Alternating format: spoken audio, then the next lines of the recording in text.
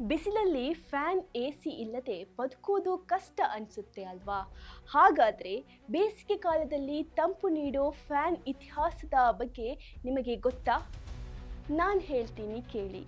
ಒಂದು ಕಾಲದಲ್ಲಿ ಗಾಳಿಗಾಗಿ ಅರಮನೆಗಳಲ್ಲಿ ದೊಡ್ಡ ದೊಡ್ಡ ಬೀಸಣಿಗೆಗಳನ್ನು ಇಟ್ಟು ಅವನ್ನ ಬೀಸೋಕೆ ಅಂತಲೇ ಪ್ರತ್ಯೇಕ ಜನರನ್ನು ನೇಮಿಸಲಾಗುತ್ತಿತ್ತು. ಬಳಿಕ 1887ರಲ್ಲಿ ಸ್ಕೇಲರ್ ಸ್ಕ್ಯಾಟ್ಸ್ ವಿಲ್ಲರ್ ಮೊದಲ ಎಲೆಕ್ಟ್ರಿಕ್ ಫ್ಯಾನ್ ಅನ್ನು ಅಭಿವೃದ್ಧಿಪಡಿಸಿದರು. ಅದಾದ ನಂತರ 1887ರಲ್ಲಿ ಫಿಲಿಪ್ ಡೇಲ್ ಅದನ್ನು ಸೀಲಿಂಗ್ಗೆ ಅಳವಡಿಸಲು ಕಲ್ಪನೆಯನ್ನು ಪರಿಚಯಿಸಿದರು.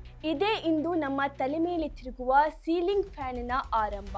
ಒಂದು ಕಾಲದಲ್ಲಿ ಮನುಷ್ಯರು ಕೈಯಿಂದ ಗಾಳಿ ಬೀಸುತ್ತಿದ್ದರು. ಇಂದು ಒಂದು ಸ್ವಿಚ್ ಒತ್ತಿದರೆ ಸಾಕು, ಫ್ಯಾನ್ ತಿರುಗುತ್ತೆ. ತಂತ್ರಜ್ಞಾನದ ಈ ಸಣ್ಣ ಆವಿಷ್ಕಾರ ನಮ್ಮ ಜೀವನವನ್ನು ಎಷ್ಟು ಸುಲಭಗೊಳಿಸಿದೆ ಅಲ್ವಾ? ಈ ಟ್ರಾನ್ಸ್ಫಾರ್ಮೇಷನ್ ಬಗ್ಗೆ ನಿಮಗೆ ಏನು ಅನಿಸುತ್ತೆ? ಕಮೆಂಟ್ ಮಾಡಿ.